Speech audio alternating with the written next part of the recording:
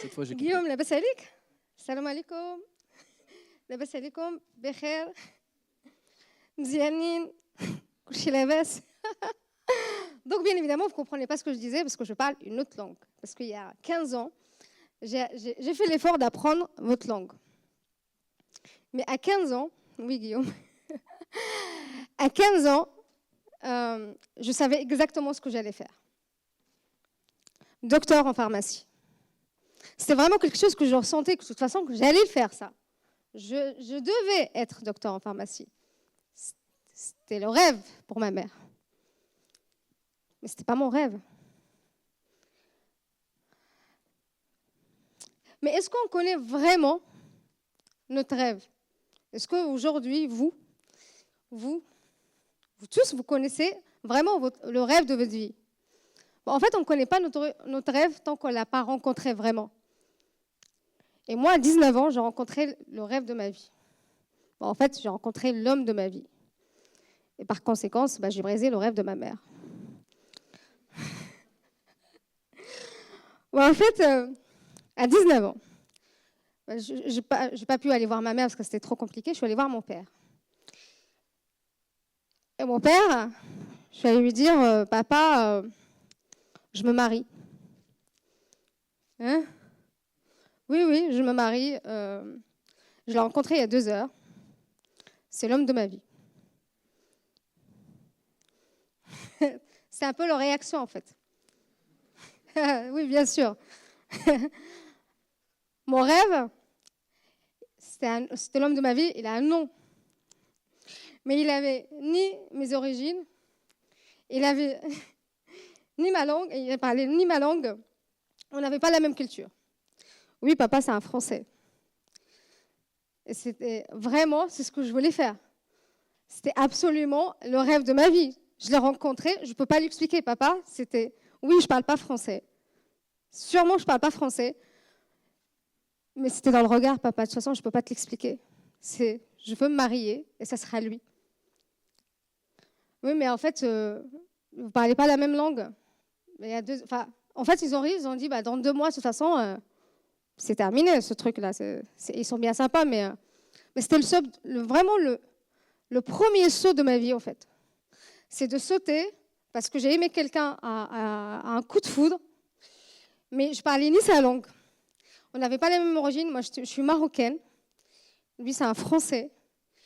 Je ne parlais pas français. Et en plus de ça, je ne connaissais rien de la France. Mais vraiment, on est d'une famille pauvre et du coup, on n'avait pas beaucoup Internet. Hein. Moi, je ne suis pas très jeune non plus. On n'avait pas trop Internet, donc du coup, on n'avait pas cette internationalisation qui est aujourd'hui. Mais je dis à mon père, qu'est-ce qui ne va pas? La langue, je vais apprendre.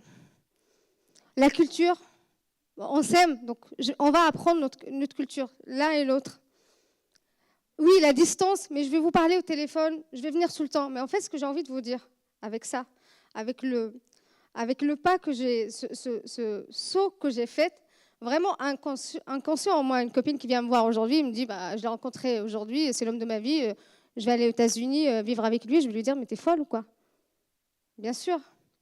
Mais j'ai envie de vous dire, en fait, ces obstacles-là, en fait, la langue, la distance, vivre loin de sa famille, mais en fait, il faut en faire des leviers, en fait, pour grandir. La langue, je l'ai appris. Heureusement, aujourd'hui, je vous parle, peut-être avec des fautes, hein. Je suis désolée, mais je commence j'ai appris la langue.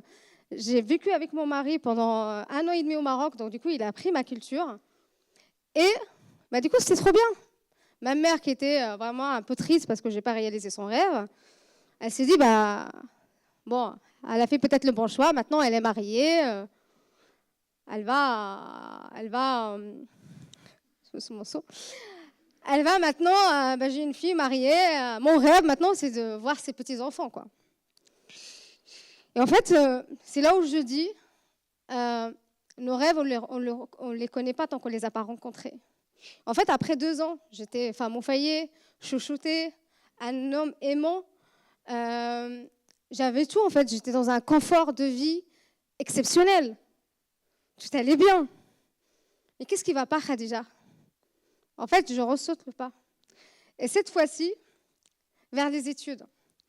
J'étais très bien avec mon mari, j'étais en France, Mais j'ai rencontré l'amour d'indépendance, en fait. Je voulais être indépendante financièrement, indépendante socialement.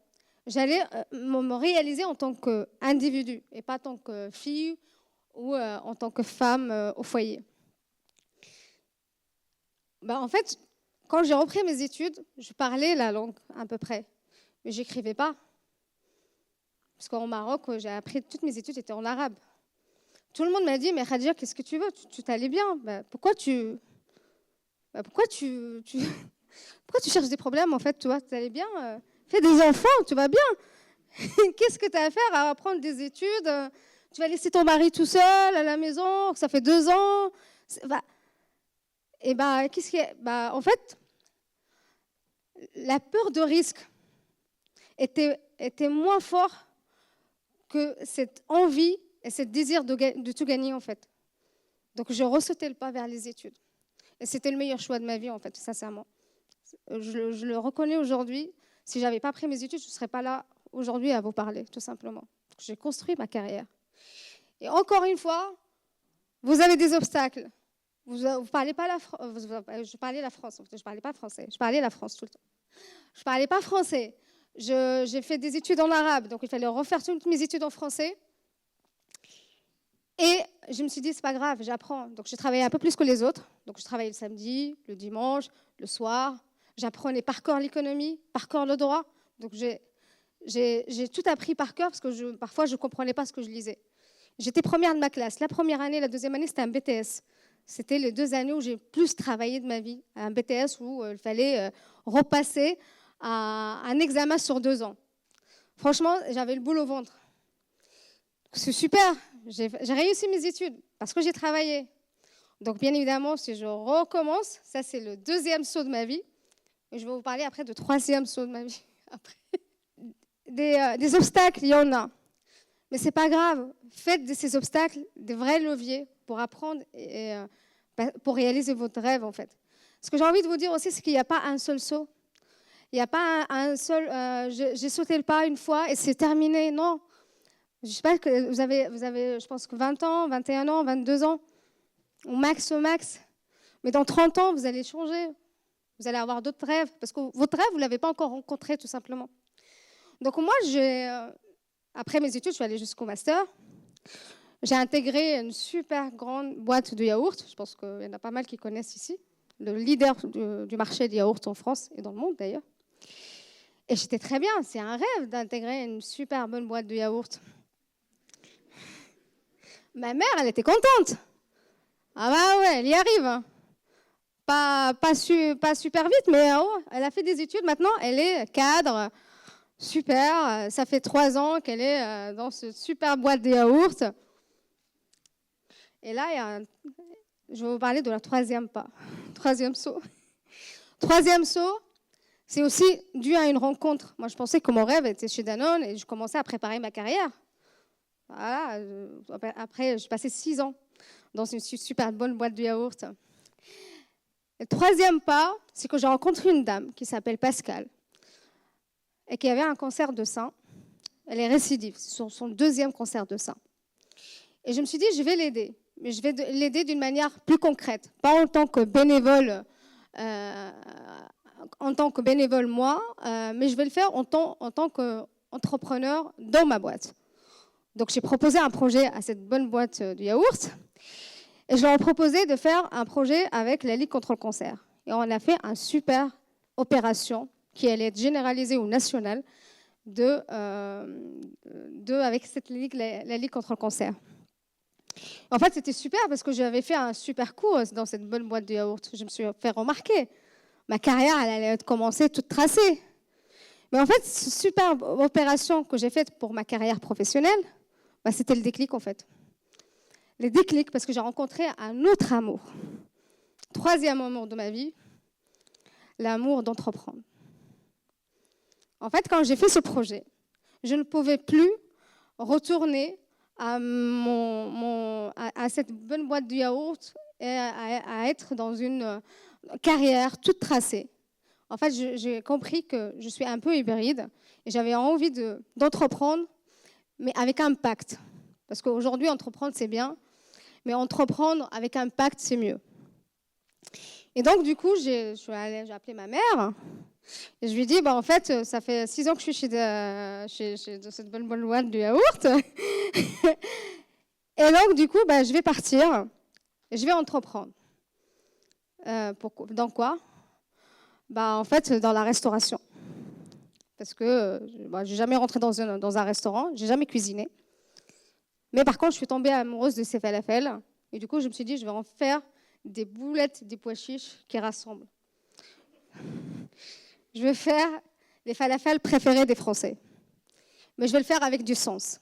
Et du coup, je ne vais pas je vais pas faire de la pub, on n'est pas là pour ça. Mais j'ai envie de vous dire quelque chose aussi. C'est quand je voulais entreprendre, c'est comme j'ai fait croix sur mes études, croix sur mon expérience professionnelle, et je redémarrais de zéro. Redémarrer de zéro parce que j'ai appris à cuisiner des falafels, j'ai appris à manager des personnes qui sont loin de l'emploi, parce que je ne fais pas des falafels toute seule, je le fais avec une équipe formidable, c'est des personnes réfugiées qui font des falafels avec moi. Donc du coup, j'ai appris à parler, à entreprendre avec des personnes qui ont besoin d'un job, qui ont besoin d'accompagnement, qui ont besoin d'être accompagnés. Et c'est ça, en fait. J'ai envie de vous dire que votre rêve, vous allez le rencontrer aujourd'hui, demain, après-demain, dans 10 ans, dans 15 ans. Mais n'hésitez pas, en fait, à en faire un vrai levier. N'hésitez pas à faire de votre expérience et même ces obstacles, en faire un vrai levier pour aller plus loin. Et aujourd'hui, en fait, encore plus avec la crise, le Covid, c'est vraiment une très belle opportunité pour vous. Parce que le champ est ouvert, en fait. Même si on dit que c'est risqué, il ne faut pas investir, il ne faut pas entreprendre, il ne faut pas essayer. Mais non, c'est maintenant, en fait. Tout est ouvert, tout est possible. Vous avez une idée, vous ne savez pas faire du dev, vous ne savez pas coder, ce n'est pas grave. Aujourd'hui, il y a des outils no-code pour vous former rapidement sur comment lancer un projet rapidement. Donc, en fait, ce que j'ai envie de vous dire, mais vraiment au fond de moi-même, c'est n'hésitez pas à aller vers cet inconnu pour réaliser votre rêve. N'hésitez pas à aller chaque obstacle, identifier ces obstacles et faites un plan, tout simplement. Rien n'est impossible. Rien n'est impossible. Tout peut s'apprendre, tout peut être réalisable. Il faut juste faire un plan, l'identifier, être travailleur. Ça, je pense que je ne vais pas réinventer la roue, mais être travailleur, être endurant et être déterminé. Et aujourd'hui, je le vis avec ma boîte, c'est qu'aujourd'hui, on est dans l'événementiel aussi, et c'est un peu compliqué pour nous. Mais on est en train de pivoter, on est en train d'essayer d'autres choses. Et on est convaincu que ça va marcher. On est convaincu en changeant le produit, en changeant la cible, en recommençant tout de zéro, ça va marcher. Mais c'est juste qu'aujourd'hui, vous êtes dans un très bon écosystème, faites votre réseau, essayez, réalisez tout ce que vous avez envie d'apprendre, mais ne restez pas, ne dites pas, ok, je ne vais pas y arriver, ou c'est trop dur pour moi, ou de toute façon, je n'ai pas les capacités, ou je n'ai pas le bon réseau. Ça, c'est du bullshit, comme on dit. C'est que des autocensures. C'est le plafond de verre qu'on n'a pas envie de casser parce qu'on a peur d'échouer. Mais c'est pas grave, si on échoue, on recommence. Donc c'est ce que j'ai envie de vous dire. Je ne sais pas si j'ai répondu à votre question, Guillaume. Merci beaucoup et à très bientôt.